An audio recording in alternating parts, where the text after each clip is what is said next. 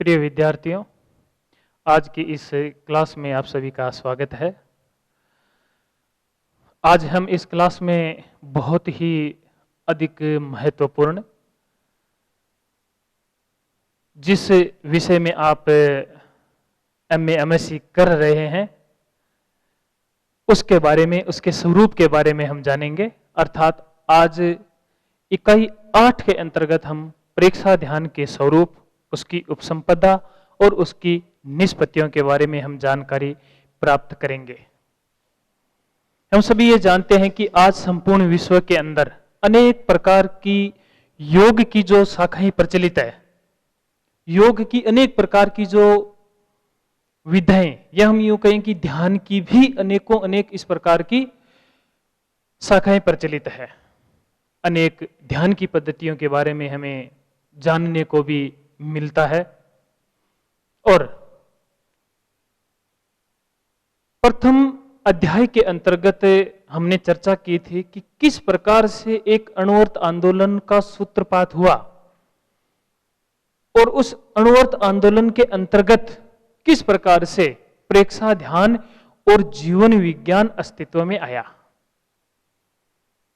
प्रेक्षा ध्यान के इतिहास के बारे में हम पहले ही जान चुके हैं। अब हम जानेंगे कि जो प्रेक्षा ध्यान है इसका अर्थ क्या है। यदि प्रेक्षा ध्यान शब्द के ऊपर गौर किया जाए तो यह प्रेक्षा प्लस ध्यान, इन दो शब्दों से मिलकर के यह बना है।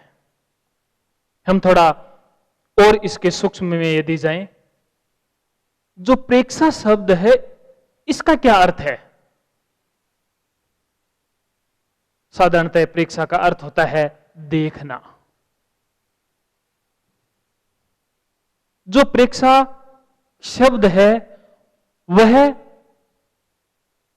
प्रे प्लस इक्स धातु से मिलकर बना हुआ है, जहां पर प्रे का अर्थ होता है गहराई और जो इक्स धातु है जिसका अर्थ देखने के रूप में निकलता है। इसका अर्थ हुआ प्रेक्षा का अर्थ है गहराई से देखना। और ध्यान का अर्थ, ध्यान यानी कि हमारे चित्त का किसी भी एक बिंदु के ऊपर केंद्रित होना या अपने चित्त को किसी एक बिंदु के ऊपर एकाग्र चित्त कर देना ध्यान कहलाता है। अर्थात प्रेक्षा ध्यान को परिभाषित यदि करना चाहें तो इसका अर्थ निकलेगा कि किसी एक बिंदु, किसी एक आलंबन को पूरी एकाग्रता और गहराई के साथ देखना और जानना। अर्थात प्रेक्षा का अर्थ हो गया गहराई में उतरकर देखना। 10वें कालिक सूत्र में कहा भी गया है, संपिक्खये अपगमपयणम, अर्थात आत्मा के द्वारा आत्मा को देखें। मीन्स स्वयं के द्वारा स्वयं को देखें, खुद की संप्रेक्षा करें, खुद को जानो, गहराई में उतरकर खुद को जानो, पहचानो। मन के द्वारा सूक्ष्म मन को देखना, स्थूल चेतना के द्वारा सूक्ष्म चेतना को देखना। इसका अर्थ हुआ कि प्रेक्षा के मूल में देखना इसका मूल तत्व है। इसलिए ध्यान, इस ध्यान पद्धति का जो नाम रखा गया वो है प्रेक्षा ध्यान। प्रेक्षा ध्यान यानी गहराई में उतर करके देखना। देखते तो हम सभी है, लेकिन देखने का भी अपना अपना नजरिया होता है। प्रेक्षा ध्यान में राग और द्वेष से मुक्त होकर के देखा जाता है। यानी देखने में न राग होना चाहिए न द्वेष होना चाहिए। यदि इसके प्रेक्षा ध्यान के ध्येय और प्रयोजन की यदि हम बात करें, अभी हमने कहा संपिक है अपगमपयणम, यह इसका ध्येय है। और चित्त की निर्मलता, क्योंकि जब तक चित्त कसाइयों से घिरा हुआ है, कसाइयों से जब तक चित्त मलिन है, तब तक न तो हमारी देखने की प्रक्रिया पूरी हो सकती है और नहीं हम उस सत्य को प्राप्त कर सकते हैं, क्योंकि इसका ध्येय है सत्य की खोज करना। पानी बिल्कुल साफ है, लेकिन उसके ऊपर यदि काई जमी हुई है तो उसके अंदर हमारा चेहरा साफ दिखाई नहीं देगा। यदि उस काई को, उस अपशिष्ट पदार्थ को हटा दिया जाए तो नीचे साफ और स्वच्छ जल निकल आता है और उसके अंदर हम अपनी परछाई को, हम स्वयं को देख सकते हैं। यही बात यहां पर लागू होती है। प्रेक्षा ध्यान के द्वारा चित्त को निर्मल किया जाता है, साथ ही चैतन्य की स्वतंत्र सत्ता का अनुभव किया जाता है। हमारा जो शरीर है यह चेतन है, और जब तक इसके अंदर चेतना है तब तक हम जीवित है। प्रथम अध्याय में जब बात चल रही थी कि जीवन के जो मुख्य 7 अंग हैं, उन 7 अंगों में एक है चेतना, और उस चेतना के बल के ऊपर यह हमारा शरीर चलता है। उस चेतना का इस शरीर के अंदर क्या अस्तित्व है, उसको जानना, उसकी अनुभूति करना, यह इसका परम ध्येय है। उस चेतना की सत्ता का, उसकी स्वतंत्रता का अनुभव करवाता है प्रेक्षा ध्यान। साथ ही प्रेक्षा ध्यान व्यक्ति के संपूर्ण व्यक्तित्व का समग्र विकास करता है, शारीरिक रूप से भी, मानसिक रूप से भी, भावनात्मक रूप से भी, बौद्धिक रूप से भी, आध्यात्मिक रूप से भी, यानी कि व्यक्ति का चहुमुखी ओर से विकास करना प्रेक्षा ध्यान का ध्येय है। प्रिय विद्यार्थियों, आपके सामने एक नया शब्द आ रहा है, उपसंपदा। उपसंपदा का क्या अर्थ हुआ? क्या है उपसंपदा? उप का अर्थ होता है निकट और संपदा का अर्थ होता है संपत्ति, अर्थात संपत्ति के निकट रहना। कौन सी संपत्ति? किस प्रकार की संपत्ति? वह संपत्ति जो हमें आत्म साक्षात्कार की ओर ले जाती है। प्रेक्षा ध्यान के उपसंपदा के कुछ चर्या सूत्र भी बताए गए हैं, और उस उपसंपदा को साकार करने के लिए निश्चित चर्या का निरंतर और पूर्ण जागरूकता के साथ अभ्यास अनिवार्य है। उसके लिए भावक्रिया, प्रतिक्रिया विरति, मैत्री, मित भाषण और मिताहार, ये वो 5 ऐसे सूत्र हैं जिनका अभ्यास एक साधक को, एक प्रेक्षा ध्यान के साधक के लिए अनिवार्य है। भावक्रिया, भावक्रिया का अर्थ हुआ वर्तमान में जीना, जानते हुए करना, जागरूक रहना। हम प्राय या तो भविष्य के अंदर जीते हैं या भूतकाल के अंदर जीते हैं, वर्तमान को बिल्कुल भूल जाते हैं। ध्यान साधना के लिए, एकाग्रता के लिए बहुत ही जरूरी है वर्तमान में जियो।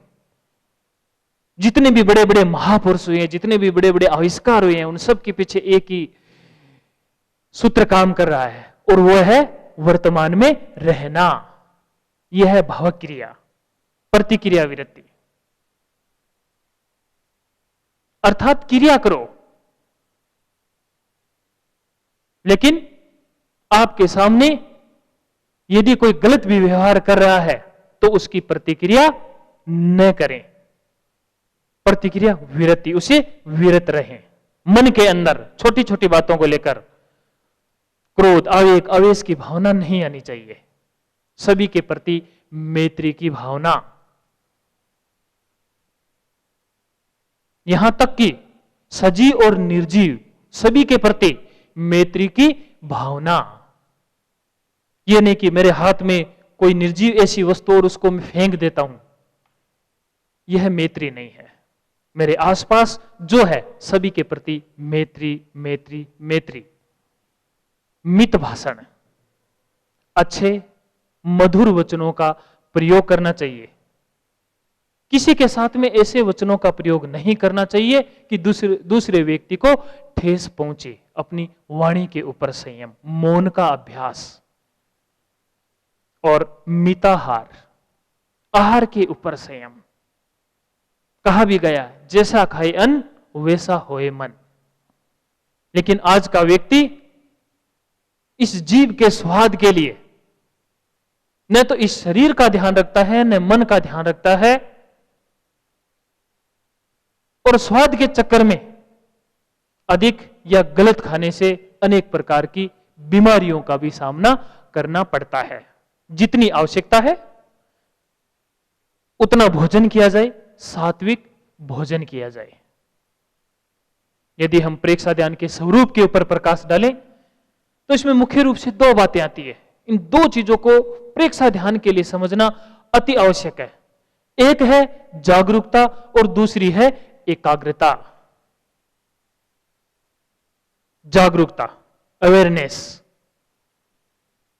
कोई भी यदि हम काम करते हैं उसके प्रति सतत अभ्यास के साथ में उसी में पूरी तरह से तल्लीन हो जाना चाहिए। जागरूकता की यदि हमें ऑपोजिट में चले, आलस्य या प्रमाद जिसको हम कहते हैं, प्रमाद साधना में बाधा उत्पन्न करता है। इसलिए प्रेक्षा ध्यान के साधक के लिए अति आवश्यक है जागरूकता और दूसरी है एकाग्रता। कोई भी काम कर रहे हैं ठीक उसी प्रकार से करो जिस प्रकार से अर्जुन को कहा गया कि तुम्हें क्या दिखाई दे रहा है। किसी ने कहा मुझे पत्तियां दिखाई दे रही है, किसी ने कहा पक्षी दिखाई दे रहा है, किसी ने कुछ कहा, लेकिन अर्जुन ने कहा मुझे सिर्फ पक्षी की आंख दिखाई दे रही है, क्योंकि वह उसका लक्ष्य था। हमारे अंदर भी वही जागरूकता और वही एकाग्रता होनी चाहिए। लेकिन यह जागरूकता और एकाग्रता तभी सदेगी जब हम राग और द्वेष से ऊपर उठेंगे, उनसे हम मुक्त होंगे। प्रेक्षा ध्यान के यदि हम उसके अंगों के ऊपर विचार करें तो मुख्य रूप से 3 अंग इसके हैं, जिनमें मुख्य इसके 8 अंग है, 4 इसके सहायक अंग है और 3 इसके विशिष्ट अंग है। मुख्य अंगों में सर्वप्रथम आता है कायोत्सर्ग। कायोत्सर्ग का अर्थ हुआ काया का उत्सर्ग करना, अर्थात काया के प्रति हमारे मन में, हमारे चित्त में जो ममत्व है उस ममत्व का विसर्जन कर देना। 3 प्रकार के ध्यान का वर्णन आता है। एक होता है कायिक ध्यान, एक होता है मानसिक ध्यान और एक होता है वाचिक ध्यान। कायोत्सर्ग यही कायिक ध्यान है। हमारा जो स्थूल शरीर है, इस शरीर की चंचलता को कम करना। भगवान महावीर ने तो यहां तक कहा है कि ध्यान का आदि और अंत कायोत्सर्ग है, और आज के संदर्भ में तो इसका महत्व सबसे अधिक है, क्योंकि कायोत्सर्ग शारीरिक, मानसिक और भावनात्मक तीनों प्रकार के तनावों से हमें मुक्त करता है। यदि कोई व्यक्ति प्रतिदिन 15 मिनट, आधे घंटे या 45 मिनट्स तक वह कायोत्सर्ग का प्रयोग करता है तो निश्चित रूप से वह तीनों प्रकार के तनावों से मुक्त हो सकता है। अनिद्रा, ब्लड प्रेशर, चिंता, क्रोध, अनेक प्रकार की जो बीमारियां हैं, धीरे धीरे वह उनसे मुक्त हो सकता है। क्योंकि आज इन सभी बीमारियों के पीछे जो सबसे बड़ा और पहला कारण है वो है तनाव। और तनाव की रामबाण औषधि है वो है कायोत्सर्ग। इतना ही नहीं, यदि हम आध्यात्मिक दृष्टि से देखें तो भी कायोत्सर्ग भेद विज्ञान का अनुभव करवाता है। भेद विज्ञान यानी कि ये जो शरीर है और जो ये आत्मा है, इसकी भिन्नता का अनुभव करवाता है। हमारा शरीर जो अचेतन तत्व है और हमारी चेतना जो चेतन तत्व है, इसका अनुभव करवाता है। अभी हमने कहा इसका ध्येय है उस चेतना का स्वतंत्र रूप से अनुभव करना, कायोत्सर्ग वो करवाता है। दूसरा इसका जो बिंदु आता है वो है अंतर यात्रा। अंतर यात्रा यह हमारे जो नीचे जो काम केंद्र है, उन काम केंद्र के इर्द गिर्द जो पड़ी हुई सुसुप्त ऊर्जा है, उस ऊर्जा का ऊर्ध्वारोहण करना। बिना ऊर्जा के कोई काम नहीं हो सकता। साइंस भी कहती है बिना ऊर्जा के एक पत्ता भी नहीं हिल सकता। और जब तक ऊर्जा नीचे पड़ी हुई है, नीचे के केंद्रों में पड़ी है, इंसान भौतिकवाद में जीता है। और जब उस ऊर्जा का ऊर्ध्वारोहण होता है, जब ऊर्जा ऊपर उठती है, तो व्यक्ति अध्यात्म के जगत में प्रवेश करता है। मुख्य बिंदुओं में तीसरा जो बिंदु आता है वह है श्वास परीक्षा। श्वास परीक्षा हम प्रति क्षण, प्रतिदिन, यानी हर क्षण हम श्वास प्रश्वास करते हैं। श्वास का सीधा संबंध हमारे मन से है, हमारे संवेगों से है। हम अधिकतर छोटा श्वास लेते हैं, छिछला श्वास लेते हैं, और इस श्वास के लेने से अनेक प्रकार की समस्याएं पैदा होती है। आवेग, आवेश, क्रोध आदि हमारे अंदर पैदा होते हैं। और जैसा कि गोस्वामी तुलसीदास जी ने कहा है कि एक बेचारा श्वास है आत जात दिन रात, तुलसीदास गरीब की पूछत नहीं को बात। अर्थात ये श्वास ऐसा है जो रात दिन आ रहा है जा रहा है, लेकिन किसी का भी ध्यान नहीं है। जबकि यही एक ऐसी क्रिया है जिसके ऊपर हम कंट्रोल कर सकते हैं। हम चाहे तो इसको लंबा ले सकते हैं, चाहे तो हम इसको बड़ी तेज गति से ले सकते हैं। और श्वास एक ऐसी क्रिया है जो वर्तमान में घटित होने वाली क्रिया है। इसलिए दुनिया की जितनी भी ध्यान पद्धतियां हैं वो किसी न किसी रूप में इस श्वास के ऊपर टिकी हुई है। परीक्षा ध्यान में दो प्रकार से श्वास परीक्षा करवाई जाती है, एक दीर्घ श्वास परीक्षा और दूसरी है समवर्ती श्वास परीक्षा। दीर्घ श्वास परीक्षा के अंदर लंबे गहरे श्वास के साथ में उसको करवाया जाता है, और समवर्ती श्वास परीक्षा में एक नासिका से श्वास को लेना और दूसरे से निकाल देना, जिससे हमारा ईड़ा और पिंगला का संतुलन पैदा होता है।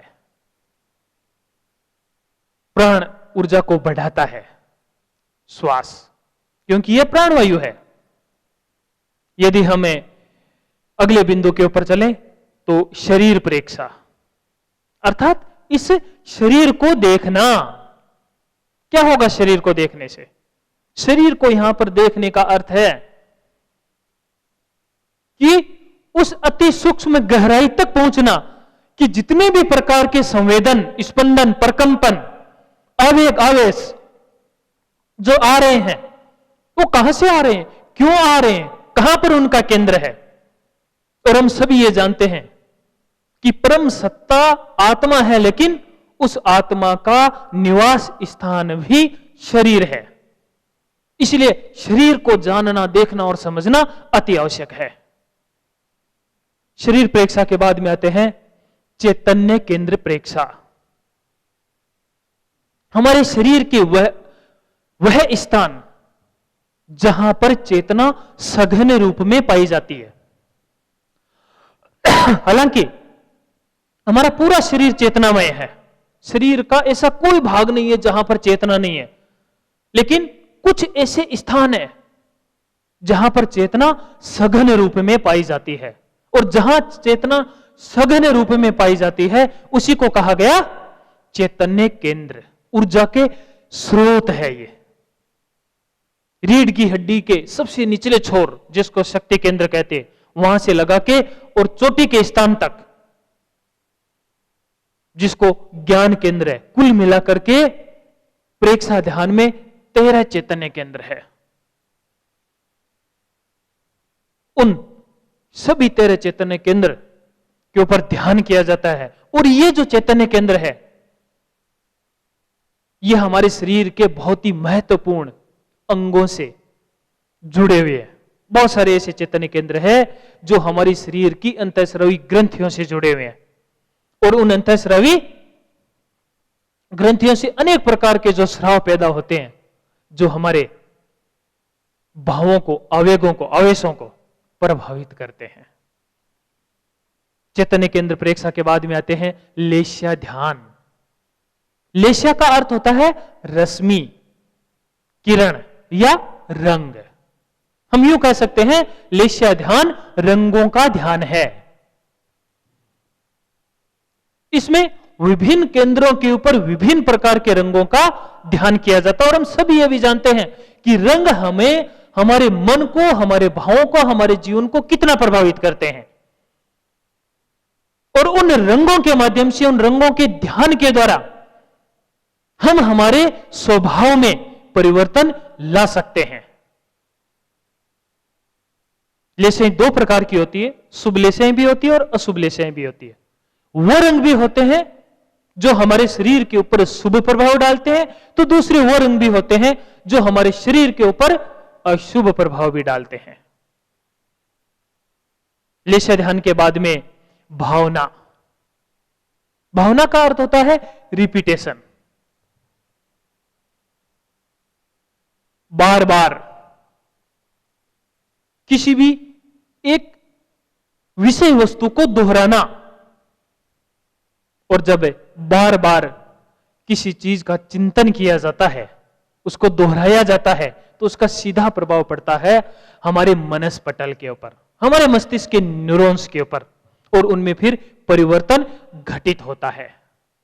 हम आयुर्वेद में भी सुनते हैं, वहां पर भी भावना शब्द का प्रयोग हुआ है कि किसी भी वस्तु को जितनी अधिक भावना दी जाती है वह औषधि उतनी ही पावरफुल हो जाती है। भावना के साथ ही जुड़ा हुआ है अनुप्रेक्षा। अनु प्लस प्रेक्षा। अनु का अर्थ होता है पीछे, प्रेक्षा का अर्थ देखना, अर्थात ध्यान के अंतर्गत जो कुछ भी हुआ, या हम यूं कह सकते हैं कि इस प्रकार के जो अनावश्यक विषय या मूर्छा से संबंधित विषयों को तोड़ने के लिए जो अनुचिंतन किया जाता है वह अनुप्रेक्षा है। अनुप्रेक्षा सत्य की खोज है। यदि डर लगता है तो अनुप्रेक्षा की जाती है कि मुझे क्यों डर लग रहा है। यदि क्रोध आता है तो अनुप्रेक्षा की जाती है कि मुझे क्यों क्रोध आता है। और यही अनुचिंतन धीरे धीरे इस प्रकार की आदतों से हमें छुटकारा दिला देती है। इसके जो सहायक अंग है उसमें है आसन, अर्थात विभिन्न प्रकार के जो आसन है, इस शरीर को साधने के लिए उन आसनों का प्रयोग किया जाता है। प्राणायाम, विभिन्न प्रकार के प्राणायामों का प्रयोग किया जाता है जिससे हमारी प्राण शक्ति या प्राणों का विस्तार किया जा सके।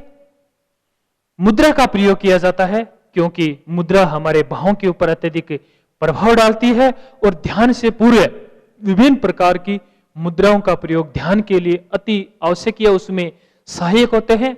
मुख्य रूप से जब प्रेक्षा ध्यान का प्रयोग किया जाता है तो ध्यान के पूर्व ज्ञान मुद्रा और वीतराग मुद्रा का प्रयोग किया जाता है। इसी के साथ ध्वनि का प्रयोग किया जाता है। ध्वनि का अपने आप में बहुत महत्व है। हम जो बोलते हैं वह ध्वनि है। ध्वनि अच्छी भी होती है, बुरी भी होती है। ध्यान के पहले यहां पर जिस ध्वनि का प्रयोग किया जाता है उसमें है महाप्राण ध्वनि और अरहम की ध्वनि। इन दोनों में से किसी भी एक ध्वनि का जब प्रयोग किया जाता है तो आसपास का पूरा वातावरण और आभा मंडल पवित्र हो जाता है, वातावरण शांत हो जाता है, पूरा वातावरण ध्यान के अनुकूल बन जाता है, एकाग्रता का इसे विकास होता है और ध्यान की भूमिका तैयार होती है। इसलिए इन ध्वनियों का प्रेक्षा ध्यान में प्रयोग करवाया जाता है। प्रेक्षा ध्यान के जो विशिष्ट अंग है, उन विशिष्ट अंगों में सबसे पहला वर्तमान क्षण की प्रेक्षा। वर्तमान क्षण अर्थात वर्तमान में जीना। जो भी हम कार्य करें वर्तमान में रहते हुए करें। यदि हम कक्षा में पढ़ रहे हैं तो सिर्फ हमारा ध्यान पढ़ाई की तरफ होना चाहिए। यदि हम खाना खा रहे हैं तो हमारा ध्यान सिर्फ खाने की तरफ ही होना चाहिए, टीवी की तरफ नहीं होना चाहिए। यह है वर्तमान क्षण की प्रेक्षा। विचार प्रेक्षा, विचारों को देखना आज की सबसे बड़ी समस्या है। इसलिए आज के लोगों के लिए तो विचार प्रेक्षा बहुत ही जरूरी है। हम क्लासों के अंदर अधिकतर लोगों से पूछते हैं कि क्या रात को जाते ही, बिस्तर में सोते ही नींद आ जाती है? 95% लोग कहते हैं नींद नहीं आती है, विचार चलते हैं।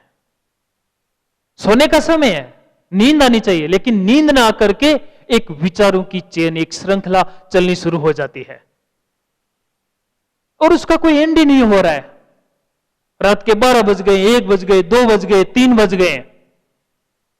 जिस समय इस मन, मस्तिष्क, इस शरीर को आराम की आवश्यकता है, नींद की आवश्यकता है, उस समय उल्टे और ज्यादा विचार चल रहे हैं और इससे अनेक प्रकार की फिर शारीरिक और मानसिक समस्याएं पैदा होती है। विचार प्रेक्षा उनको दूर करने का एक सशक्त माध्यम है। करना कुछ नहीं है, हमें सिर्फ देखना है, विचारना नहीं है। विचारों को केवल और केवल देखना है और जैसे ही हम विचारों को देखना शुरू करेंगे, जो विचारों की एक श्रृंखला चली है वह अपने आप वहां से हट जाएगी। दूसरी विचारों की श्रृंखला शुरू होगी, कोई दिक्कत नहीं, उनको देखिए और जैसे जैसे धीरे धीरे अभ्यास बढ़ता जाएगा, जो अति चिंतन की आज की समस्या है वह अपने आप दूर होती चली जाएगी। इसी के साथ आता है इसका तीसरा और अंतिम बिंदु, अनिमेष प्रेक्षा। अनिमेष प्रेक्षा जिसको हम त्राटक बोलते हैं, यानी किसी एक बिंदु के ऊपर लगातार एकटक बिना पलक झपकाए उसको देखना। यदि इस प्रकार से उसको हम देखते हैं तो इससे एकाग्रता का विकास होता है। इससे भी शारीरिक, मानसिक, भावनात्मक तनाव दूर होते हैं। विद्यार्थियों के लिए बहुत ही अच्छा प्रयोग है। जिनकी स्मृति कमजोर है, जो किसी एक विषय के अंदर अपने मन को टिका नहीं सकते, लगा नहीं सकते, उनके लिए प्रयोग है अनिमेष प्रेक्षा। अब हम बात करते हैं प्रेक्षा ध्यान की निष्पत्तियों की। प्रेक्षा ध्यान के द्वारा हमारे अंतःकरण का परिवर्तन होता है। अंतःकरण हमारा जो मन है, हमारे जो भाव है, हमारी जो आत्मिक प्रवृत्तियां हैं, आंतरिक जगत का इसके द्वारा परिवर्तन होता है। और जो आंतरिक जगत का परिवर्तन है वही परिवर्तन आदतों के परिष्कार के लिए, एकाग्रता के लिए, व्यक्तित्व के निर्माण के लिए अति आवश्यक है। जैसे जैसे प्रेक्षा ध्यान का अभ्यास बढ़ता जाता है, अपने आप अंतःकरण की शुद्धि होती जाती है। आज सबसे बड़ी समस्या भी यही है, लोगों का जो आंतरिक मन है, जो आंतरिकता है, वह पवित्र नहीं है, उसमें शुद्धि नहीं है। बाहर से हम बड़े शुद्ध दिखाई देते हैं, बड़े हंसमुख दिखाई देते हैं, लेकिन क्या वास्तव में हम अंदर से भी वैसे ही हैं जैसे बाहर से देखने में है? उस अंदर की शुद्धि के लिए प्रेक्षा ध्यान है। मानसिक संतुलन, आज मानसिक असंतुलन सबसे बड़ी समस्या है और मानसिक असंतुलन के कारण ही आवेग, आवेश, क्रोध, ईर्ष्या, घृणा, अनेक प्रकार की ये मानसिक समस्याएं पैदा होती है। परिवार में, समाज में कलह का कारण मानसिक असंतुलन है। लोगों के अंदर धैर्य नाम की कोई चीज नहीं है। छोटे बच्चों को भी हम देखते हैं तो उनके पास भी न धैर्य है, न आज उनके पास में वक्त है। ये छोटी छोटी चीजें व्यक्ति को अंदर तक से तोड़ देती है। मानसिक रूप से व्यक्ति को सबल प्रेक्षा ध्यान के प्रयोग करवाते हैं। आध्यात्मिकता, प्रेक्षा ध्यान का जो साधक है, जब इनके प्रयोगों को करता है, वह अपनी उस चेतना का अनुभव करता है जिसके अंदर अनंत शक्ति है, आनंद है, शांति है, अनंत अनंत जिसके अंदर ज्ञान भरा हुआ है। अपने उस अंतर्दर्शन के द्वारा उस आत्मा का वह साक्षात्कार करता है। तो इस प्रकार प्रिय विद्यार्थियों, हमने देखा कि किस प्रकार से प्रेक्षा ध्यान के जो विभिन्न प्रकार के प्रयोग है, ये प्रयोग हमारे व्यक्तित्व विकास के लिए, हमारे स्वास्थ्य के लिए, हमारे जीवन के लिए जरूरी है। और आचार्य श्री महाप्रज्ञ जी द्वारा जिन्होंने 13 साल तक लगातार जो तपस्या की, उस तपस्या का जो परिणाम हमारे सामने आया एक प्रेक्षा ध्यान के रूप में, और उन्होंने कितने सरल ढंग से इस पद्धति को जो इजाद किया है। उन्होंने कहा कुछ नहीं करना है, आपको सिर्फ देखना है। मैं एक उदाहरण के द्वारा अपनी बात को समाप्त करूंगा। जहां देखने की बात आती है, हम देखते हैं कि जो बगुला होता है, जो हंस होता है, वह पानी में एक टांग के ऊपर खड़ा रहता है और घंटों खड़ा रहता है। उसकी शरीर की जबरदस्त स्थिरता होती है, शरीर में कोई चंचलता नहीं होती है। कितना उसके अंदर धैर्य होता है कि एक मछली प्राप्त करने के लिए वह घंटों वहां पर खड़ा रहता है, एक टक कि कब मछली आए और वह उसको अपना भोजन बना ले। तो क्या वह प्रेक्षा है जिसमें स्थिरता भी है, धैर्य भी है, चंचलता भी नहीं है? लेकिन वह प्रेक्षा नहीं है। एकाग्रता है उसमें, लेकिन प्रेक्षा ध्यान नहीं है, क्योंकि वहां पर राग है। जैसे ही मछली आएगी, उसका सारा का सारा जो ध्यान है या उसकी एकाग्रता है वो भंग हो जाएगी और वह सबसे पहले अपना शिकार करेगा। लेकिन प्रेक्षा ध्यान साधक के लिए ये जरूरी है कि उसके अंदर न कोई राग होना चाहिए, न किसी के प्रति द्वेष की भावना होनी चाहिए। इन्हीं शब्दों के साथ